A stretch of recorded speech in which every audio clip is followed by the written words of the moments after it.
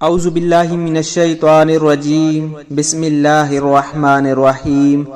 ناظرین کرام السلام علیکم۔ دوستو، آج ہم آپ کو ایک ایسی عورت کا واقعہ سنانے جا رہے ہیں جسے اللہ سبحانہ و تعالی ہر بار اولاد نرینہ سے نوازتا، لیکن چند ماہ بعد وہ بچہ زندہ رہتا اور فوت ہو جاتا۔ اسی طرح کرتے کرتے اس عورت کے 20 بچے فوت ہو جاتے ہیں۔ پیارے دوستو، واقعہ سنانے سے پہلے ایک مرتبہ آپ نبی کریم صلی اللہ علیہ وآلہ وسلم کی ذات پر درود پاک پڑھ لیں، اور اس سے پہلے اگر آپ نے ابھی تک ہمارے چینل کو سبسکرائب نہیں کیا تو اس طرح کے واقعات سننے کے لیے ہمارے چینل کو ضرور سبسکرائب کر دیں۔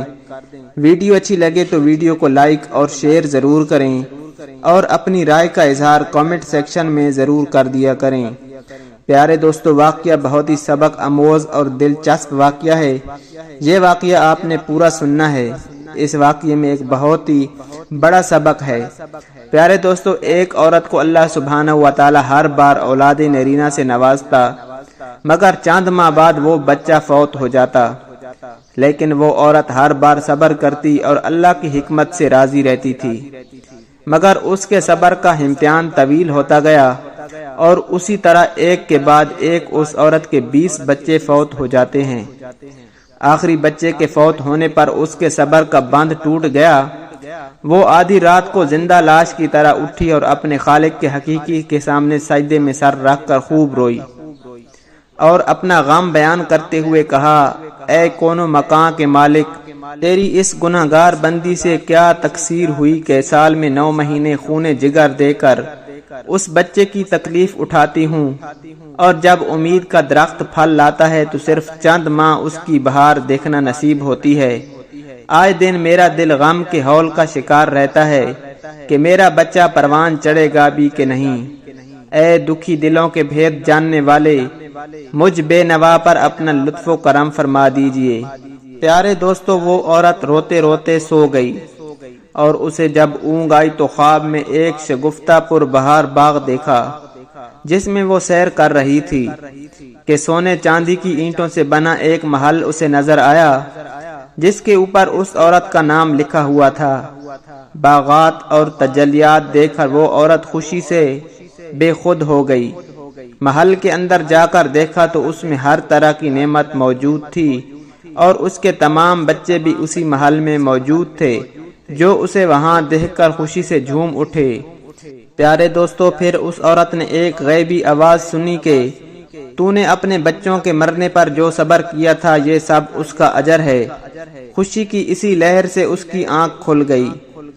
جب وہ خواب سے بیدار ہوئی تو اس کا سارا ملال جاتا رہا، اور اس نے بھیگی ہوئی آنکھوں سے عرض کیا، یا رب ذوالجلال، یا الہی، یا کریم اور رحیم رب، اب اگر تو اس سے بھی زیادہ میرے خون کو بہا دے تو میں راضی ہو جاؤں گی۔ اب اگر تو سینکڑوں سال بھی مجھے اسی طرح رکھے گا تو مجھے کوئی غم نہیں ہوگا۔ یہ انعامات تو میرے صبر سے کہیں زیادہ ہیں۔ پیارے دوستو، اس واقعے سے ہمیں سبق ملتا ہے کہ ہر انسان کو ہر حال میں صبر کا دامن تھامے رکھنا چاہیے، کیونکہ یہی چیز انسان کو اللہ کے قریب کرتی ہے۔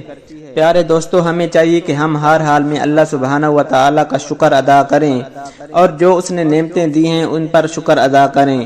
پیارے دوستو، اگر ہم اللہ سبحانہ و تعالی کی ایک نعمت کا بھی شکر ادا کرنا چاہیں تو قیامت تک ہم ایک نعمت کا بھی شکر ادا نہیں کر سکیں گے۔ یہ رب العالمین کی کرم نوازی ہے کہ اس نے ہمیں بہت سی نعمتیں عطا کی ہیں۔ پیارے دوستو، اگر انسان پر کوئی مصیبت اور کوئی دکھ آ بھی جائے تو اس میں صبر کا دامن نہیں چھوڑنا چاہیے، اور اللہ سبحانہ و تعالی سے استغفار کرتے رہنا چاہیے۔ پیارے دوستو، اللہ تبارک و تعالی سے دعا ہے، اللہ تبارک و تعالی ہمیں 5 وقت باجماعت نماز پڑھنے کی توفیق عطا فرمائے۔ اللہ سبحانہ و تعالی ہمیں گناہوں سے بچائے۔ اللہ سبحانہ و تعالی ہمیں توبہ کرنے کی توفیق عطا فرمائے۔ اللہ سبحانہ و تعالی ہمیں اپنے نیک بندوں میں شامل فرمائے، اور قیامت کے دن بغیر حساب کتاب اپنی رحمت سے اللہ سبحانہ و تعالی ہمیں جنت الفردوس میں اعلی مقام عطا فرمائے۔ پیارے دوستو، اس طرح کی معلوماتی ویڈیو کے لیے ہمارے چینل کو ضرور سبسکرائب کر دیں۔ ویڈیو اچھی لگے تو ویڈیو کو لائک اور شیئر ضرور کر دیا کریں، اور اپنی رائے کا اظہار کامنٹ سیکشن میں ضرور کر دیا کریں۔ اللہ سبحانہ و تعالی ہم سب کا حامی و ناصر ہو۔ جزاک اللہ۔